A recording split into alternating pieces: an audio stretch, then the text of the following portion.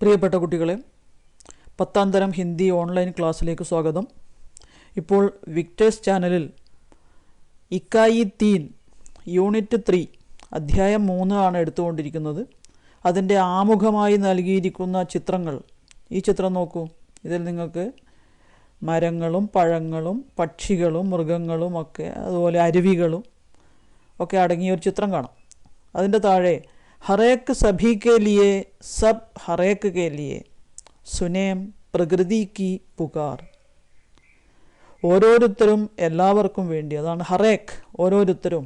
സഭി K ലിയേ, സഭി എന്ന് പറഞ്ഞാൽ എല്ലാവർക്കും വേണ്ടി. സബ് എല്ലാവരും, ഹറേക്ക് കെ ലിയേ ഓരോരുത്തർക്കും വേണ്ടി. അപ്പോൾ ഇവിടെ ഹറേക്ക് എന്ന് പറഞ്ഞാൽ ഓരോരുത്തർ, ഒരാളായിട്ട്. സഭി അതുപോലെ സബ് എന്ന് പറഞ്ഞാൽ എല്ലാവരും കൂടി ചേർന്ന്. അപ്പോൾ ഒരു മനുഷ്യൻ സമൂഹത്തിലെ എല്ലാവർക്കും വേണ്ടിയാണ്, ഒരു സമൂഹം ഒരു മനുഷ്യന് വേണ്ടിയാണ്. അപ്പോൾ ഈ പ്രകൃതി എന്ന് പറയുന്നത് നമ്മളെല്ലാവരും സംരക്ഷിക്കേണ്ട ഒരു കാര്യമാണ്. പ്രകൃതി നമുക്ക് വേണ്ടിയാണ്, നമ്മൾ പ്രകൃതിക്ക് വേണ്ടിയും നിലകൊള്ളണം. അതാണ് ഇവിടെ ഉദ്ദേശിക്കുന്നത്. അപ്പോൾ പ്രകൃതിയുമായി ബന്ധപ്പെട്ട്, അല്ലെങ്കിൽ പ്രകൃതിയെ നമ്മൾ നശിപ്പിക്കുമ്പോൾ, അല്ലെങ്കിൽ പ്രകൃതിയിൽ പല മാറ്റങ്ങളും ഉണ്ടാവും. ആ മാറ്റങ്ങളെക്കുറിച്ചുള്ള ഒരു കവിതയാണ് അകാൽ ഔർ ഉസ്കെ ബാദ്. നാഗാർജുൻ എന്ന് പറയുന്ന ഹിന്ദി സാഹിത്യകാരൻ്റെ കവിത. വളരെ പുരോഗമന ചിന്താഗതികളുള്ള വൈദ്യനാഥ് മിശ്ര എന്ന് പറയുന്ന കവിയുടെ തൂലികാനാമമാണ് നാഗാർജുൻ. അപ്പം നാഗാർജുൻ്റെ കവിത അകാൽ ഔർ ഉസ്കെ ബാദ്. അകാൽ എന്ന് പറഞ്ഞാൽ ക്ഷാമം. പല കാരണങ്ങൾ കൊണ്ട് ക്ഷാമം ഉണ്ടാവാം.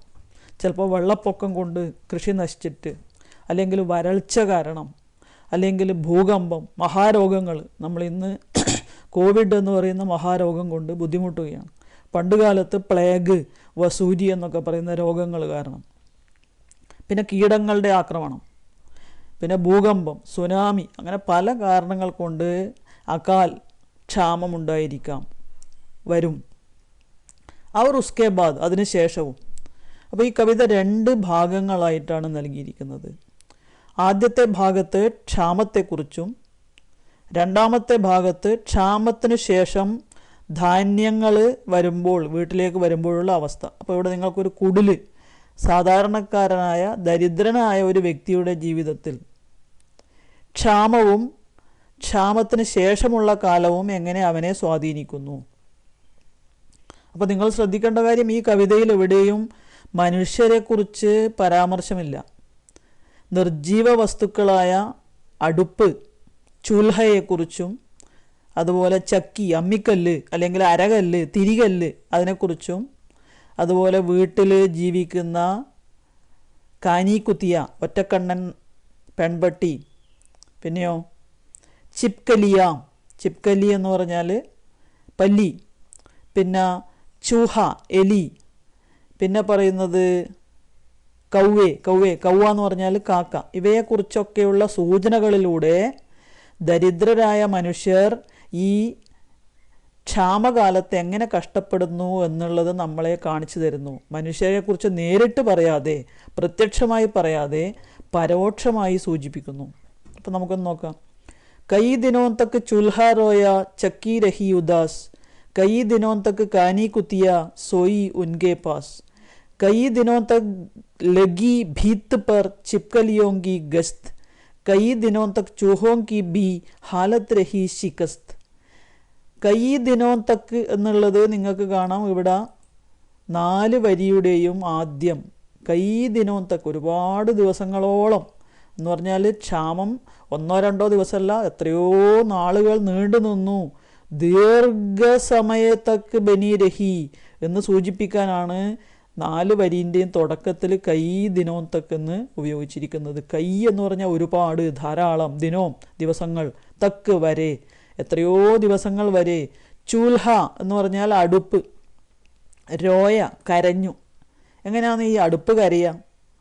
അടുപ്പിൽ തീ കത്തിക്കുമ്പോഴും നല്ല പ്രകാശം ഉണ്ടാവും, തിളക്കം ഉണ്ടാവും, അല്ലേ? നമ്മൾ ചിരിക്കുമ്പോഴും തിളക്കം ഉണ്ടാവും, അല്ലേ?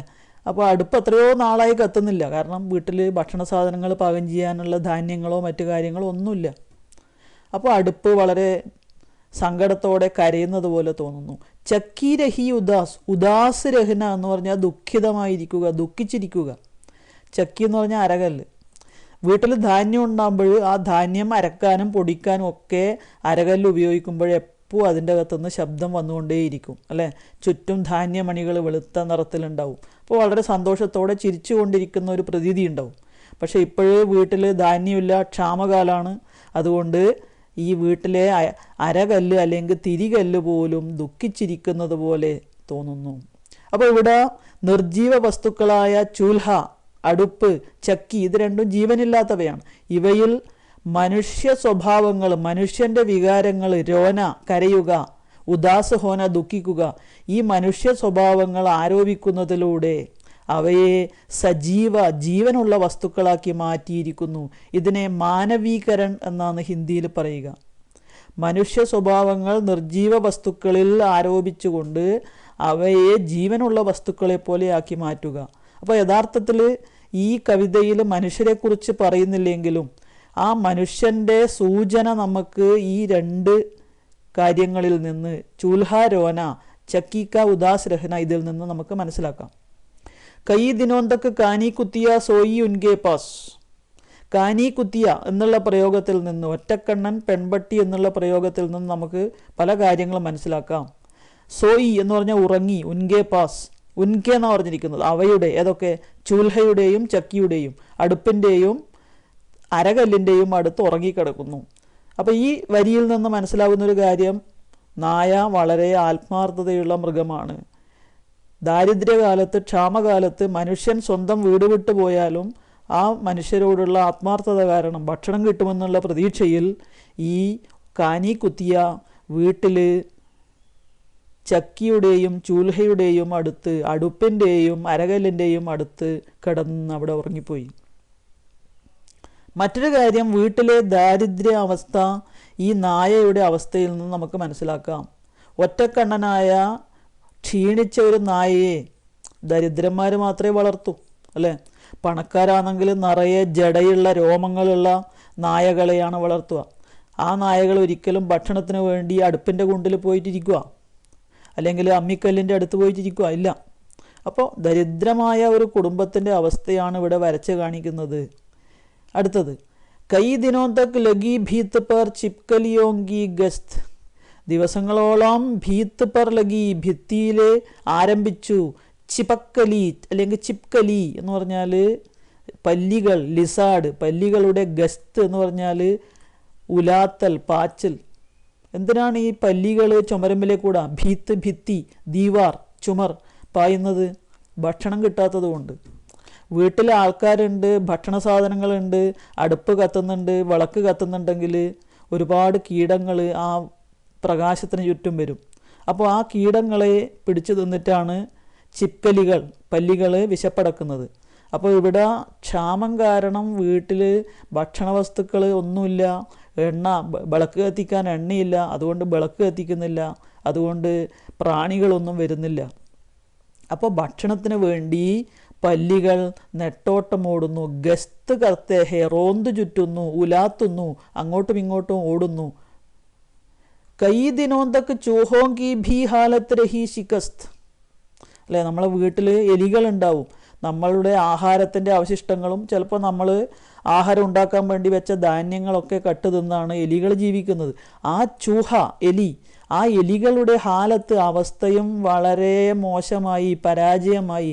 ശിക്കസ്ത്, പരാജയ്, ബുരി ഹാലത്ത് എന്നൊക്കെ അർത്ഥമുണ്ട്. കാരണം അവർക്കൊന്നും ഭക്ഷണം കിട്ടുന്നില്ല. നമ്മൾ നേരത്തെ പറഞ്ഞു, നായ്ക്കൾ വീട് വിട്ടിട്ട് വേറെ വീട്ടിലേക്ക് ഭക്ഷണത്തിന് വേണ്ടി പോലെ കുറവാണ്. പക്ഷേ എലികൾക്ക് പോകാം. പക്ഷേ ഈ എലികൾക്ക് ഇവരെ താമസിക്കുന്ന വീട്ടിലും ഭക്ഷണമില്ല, ഗ്രാമത്തിൽ ഏടിയും ഭക്ഷണം കിട്ടുന്നില്ല. കാരണം അത്രയധികം ക്ഷാമം വ്യാപിച്ചിരിക്കുന്നു, എവിടെയും ഭക്ഷണ വസ്തുക്കൾ കിട്ടാനില്ല. അതുകൊണ്ട് എലികളുടെ അവസ്ഥയും വളരെ മോശമായിരിക്കുന്നു, അവർക്കും ഭക്ഷണം കിട്ടുന്നില്ല. അതാണ് ഈ ആദ്യത്തെ 4 വരിയിൽ പറഞ്ഞിരിക്കുന്നത്. ഒന്നുകൂടി വായിച്ചു നോക്കാം. അകാൽ ഔർ ഉസ്കെ ബാദ്, കവിത, നാഗാർജുൻ. അപ്പം നാഗാർജുൻ എന്നുള്ളത് നമ്മൾ പറഞ്ഞു തൂലിക നാമമാണ്. അദ്ദേഹത്തിൻ്റെ ശരിക്കുള്ള പേര് വൈദ്യനാഥ് മിശ്ര. കൈ ദിനോ തക് ചൂൽഹാ രോയ ചക്കി രഹി ഉദാസ്. कई दिनों तक कानी कुतिया सोई उनके पास, कई दिनों तक लगी भीत पर छिपकलियों की गश्त, कई दिनों तक चूहों की भी हालत रही शिकस्त. അപ്പം നമ്മൾ നേരത്തെ പറഞ്ഞ പോലെ ഈ കവിതയ്ക്ക് 2 ഭാഗങ്ങളുണ്ട്. ആദ്യ ഭാഗം അപ്പോൾ दो भाग है. आद्य भागത്ത് अकाल के बारे में वर्णन है. दूसरे भाग में अकाल के बाद ക്ഷാമകാലത്തിന് ശേഷം ഒരു ക്ഷേമകാലം, ഐശ്വര്യകാലം അല്ല ഇല്ലായ്മ എന്നുള്ള കാലത്തിന് ശേഷം ഉള്ള ഒരു കാലം, ഭക്ഷണം കിട്ടുന്നൊരു കാലം വന്നപ്പോൾ അതിനെക്കുറിച്ചുള്ളതാണ് 2ാം ഭാഗം. അത് നമുക്ക് അടുത്ത ക്ലാസ്സിൽ നോക്കാം. അർത്ഥ ലിഖോ, കൈ ഒരുപാട്, ധാരാളം, ദിൻ ദിവസ് ദിവസം, തക്ക് വരെ, കൈ ദിനോം തക്ക് ഒരുപാട് ദിവസങ്ങളോളം, ചൂൽഹ അടുപ്പ്, രോയ കരഞ്ഞു, രോന കരയുക, ചക്കി അരകല്ല്, തിരികല്ല് അല്ലെങ്കിൽ അമ്മിക്കല്ല് എന്നൊക്കെ അർത്ഥമുണ്ട്.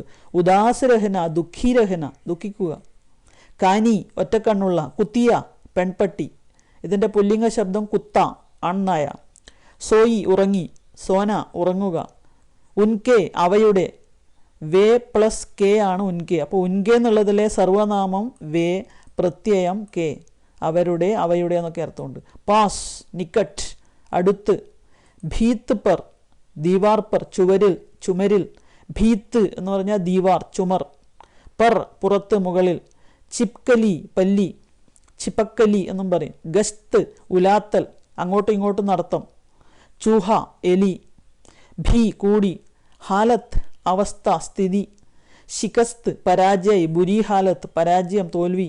ഇപ്പോൾ എലികൾ ഇവിടെ ചൂഹോങ്കി ഹാലത്ത് ശികസ്ത് അവർക്ക് ഭക്ഷണം തേടി ഇറങ്ങിയിട്ട് പരാജയം സംഭവിച്ചു, വയലിൽ പോലും ഒരു ധാന്യം കിട്ടാനില്ല. ഈ പാഠത്തിൽ ഉപയോഗിച്ചിരിക്കുന്ന വിശേഷൺ ശബ്ദ് ഗ്രാമറിൻ്റെ ഭാഗം നോക്കിയാൽ കാനി കുത്തിയാമേം വിശേഷൺ ശബ്ദ് കോൻസാഹേ. കുത്തിയ പെൺപട്ടി എങ്ങനെയുള്ളതാണ്, എങ്ങനെയാണ് അതിനെ വിശേഷിപ്പിച്ചിരിക്കുന്നത്, കാനി കുത്തിയ. അപ്പോൾ ഇവിടെ കാനി എന്നുള്ളതാണ് വിശേഷൺ ശബ്ദ്. ഇനി ഇതിലെ സ്ത്രീലിംഗ ശബ്ദങ്ങൾ അതാണ് ഞാൻ ഈ പച്ച നിറത്തിന് അടയാളപ്പെടുത്തിയിരിക്കുന്നത്. ചക്കി ഉദാസരഹി, ഉദാസരഹ എന്നല്ല പറഞ്ഞത്, ഉദാസരഹി. അപ്പോൾ ചക്കി സ്ത്രീലിംഗ പദമാണ്. കുത്തിയ നേരത്തെ നമ്മൾ പറഞ്ഞു പെൺപട്ടിയാണ് അല്ലേ, കാനി കുത്തിയ. സോയ എന്നല്ല സോയി എന്നാണ് പറഞ്ഞത്, അപ്പോൾ കുത്തിയ സ്ത്രീലിംഗ പദമാണ്. ചിപ്കലിയോങ്കി ഗസ്ത്, ഈ ഉലാത്തൽ അങ്ങോട്ടും ഇങ്ങോട്ടും നടക്കലുണ്ട്, ആ വാക്കിൻ്റെ മുമ്പിൽ കീ എന്ന് ചേർത്തത് കൊണ്ട് തന്നെ ഇത് സ്ത്രീലിംഗ പദമാണെന്ന് മനസ്സിലാക്കാം. അതുപോലെ ഹാലത്ത് എന്ന് പറയുന്ന പദത്തിൻ്റെ മുമ്പിലും കീ ഹാലത്ത്, ഹാലത്തും സ്ത്രീലിംഗ പദമാണ്. ശികസ്ത് രഹി, ശികസ്തും സ്ത്രീലിംഗ പദമാണ്. എന്താണ് ശികസ്ത്, പരാജയം തോൽവി. ഇനി ആംഖേം കണ്ണുകൾ, ആംഖ് ഇതും സ്ത്രീലിംഗ പദമാണ്. പാംഖേം, പാംഖേം ഖുജലായി, ഖുജലായേ അല്ലെങ്കിൽ ഖുജലായ എന്നല്ല ഖുജലായി എന്ന് പറഞ്ഞുകൊണ്ട് പാംഖേം പങ്ക് സ്ത്രീലിംഗ പദമാണ്. ഇനി പുല്ലിംഗ ശബ്ദ് അതിവിടെ ചുവന്ന അക്ഷരത്തെ കൊടുത്തിട്ടുണ്ട്. ചൂൽഹ രോയ അടുപ്പ് കരഞ്ഞു, രോയി എന്നല്ല, അപ്പോൾ ചൂൽഹ പുല്ലിംഗാണ്. ദാനേ ആയേ ധാന്യമണികൾ വന്നു, ദാന പുല്ലിംഗാണ്. ധുവാം ഉഠ, ഉഠി എന്നല്ല ഉഠ എന്നാണ്, അപ്പോൾ ധുവാം പുല്ലിംഗാണ്. അതുപോലെ ചൂഹോം കി ബി ഹാലത്ത് രഹി ശികസ്ത്, ചൂഹ എന്നുള്ളത് പുല്ലിംഗാണ്. അതിൻ്റെ സ്ത്രീലിംഗ പദം ചുഹിയ എന്നാണ്. കൗവേനെ കൗവേ കൗവ കാക്ക. അപ്പോൾ ഇവിടെ ഈ കൗവ എന്നുള്ളത് പുല്ലിംഗ ശബ്ദമാണ്. അതിൻ്റെ സ്ത്രീലിംഗ പദം പെൺകാക്കയാണെങ്കിൽ അതിന് വേറെ വാക്കാണ് മാത കൗവ, മാത താ എന്നല്ല മാത. അതുപോലെ ഖർഗോഷ് മുയലിന് അത് പറയുന്ന പേരും അങ്ങനെ, മാത ഖർഗോഷ്.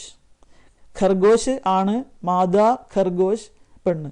കൗവ ആണ്, മാത കൗവ പെണ്ണ്. ഇനി പ്രശ്നമൊക്കെ ഉത്തർ ലിഖോ. 1 അകാൽ और उसके बाद कविता का लेखक कौन है? ആൻസർ ശ്രീ നാഗാർജുൻ. അകാൽ മാനെ ക്യാ ഹെ, എന്താണ് ഈ അകാൽ? യുദ്ധ്, മഹാരോഗ്, സൂഖ് സൂഖ് വരൾച്ച, ബാഠ് വെള്ളപ്പൊക്കം, ഭൂകമ്പ്, ആന്ധി തൂഫാൻ കൊടുങ്കാറ്റ്, സുനാമി, कीटों का आक्रमण आदि के कारण अकाल होते हैं. अकाल में भोजन पानी आदि की कमी के कारण जीव जंतु पीड़ित रहते हैं. साधारण लोगों को घर से पलायन करना पड़ता है. कैंप खंडहरों में शरण लेना पड़ता है. പിന്നെ അകാൽക്കെ കാരണം നമ്മൾ നേരത്തെ പറഞ്ഞു, യുദ്ധം, മഹാരോഗ്, സൂഖ്, ബാട്ട്, ഭൂകമ്പ്, ആന്തി തൂഫാൻ, സുനാമി, കീടോങ്ക ആക്രമൺ ആദി. ഇതിൽ ചിലത് മനുഷ്യനുണ്ടാക്കുന്നതാണ് അല്ലേ, യുദ്ധം, മഹാരോഗങ്ങൾ ഇതൊക്കെ മനുഷ്യനുണ്ടാക്കുന്നതാണ്. മറ്റേത് പ്രകൃതി ദുരന്തങ്ങളാണ് അല്ലേ, വരൾച്ച, ഒരു വേനൽക്കാലം കൂടുന്നത്, മഴ കൂടുന്നത്, ഭൂകമ്പം വരുന്നത്, കൊടുങ്കാറ്റുണ്ടാവുന്നത്, സുനാമി ഉണ്ടാവുന്നത്, കീടങ്ങൾ ആക്രമിക്കുന്നത്, ഇതൊക്കെ തന്നാലെ പ്രകൃതി ദുരന്തങ്ങളായിട്ട് വരുന്നതാണെങ്കിൽ യുദ്ധവും ചിലപ്പോൾ മഹാരോഗങ്ങളും മനുഷ്യനാൽ നിർമ്മിതമാണ്. അകാൽ കാ പരിണാം ക്യാ ഹെ? അകാലം ക്ഷാമം കൊണ്ടെന്താ പ്രശ്നം? ഭോജൻ और पानी की कमी അല്ലേ? ഇനി अकाल की भीषण स्थिति क्या है? इसका जीव जंतुओं पर क्या प्रभाव पड़ता है? എന്താണ് ഭീഷൺ സ്ഥിതി? ഭോജൻ പാനി ആദി की कमी के कारण जीव जंतु पीड़ित रहते हैं. ഇതൊക്കെ നിങ്ങൾ ചോദ്യോത്തരത്തിൽ എഴുതി തന്നിട്ടുണ്ട്.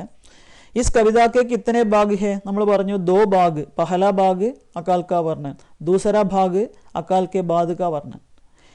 यहाँ कवि अकाल की भीषणता किन किन के माध्यम से बताया है?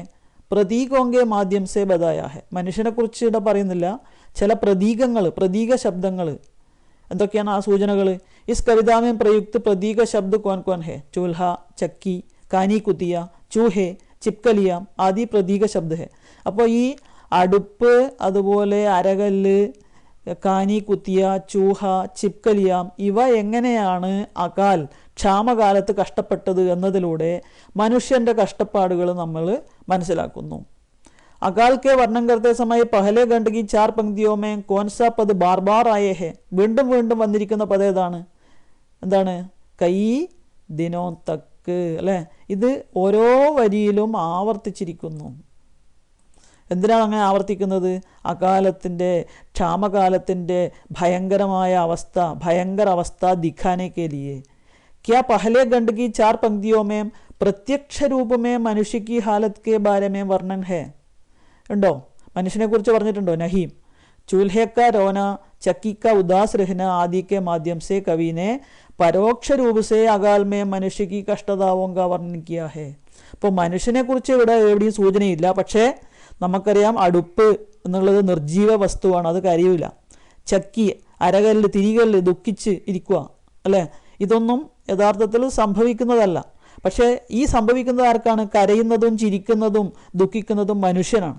അപ്പോൾ മനുഷ്യൻ്റെ വികാരങ്ങൾ, മനുഷ്യൻ്റെ ഭാവങ്ങളെ സൂചിപ്പിക്കാനാണ് അതിൻ്റെ പ്രതീകമായിട്ട്, ഒരു ബിംബമായിട്ട് ചൂൽഹ, ചക്കി ഇവയെ കവിതയിൽ പറഞ്ഞിരിക്കുന്നത് അല്ലേ? അപ്പോൾ चूल्हे का रोना, चक्की का उदास रहना आदि के माध्यम से कवि ने परोक्ष रूप से अकाल में मनुष्य की कष्टताओं का वर्णन किया है.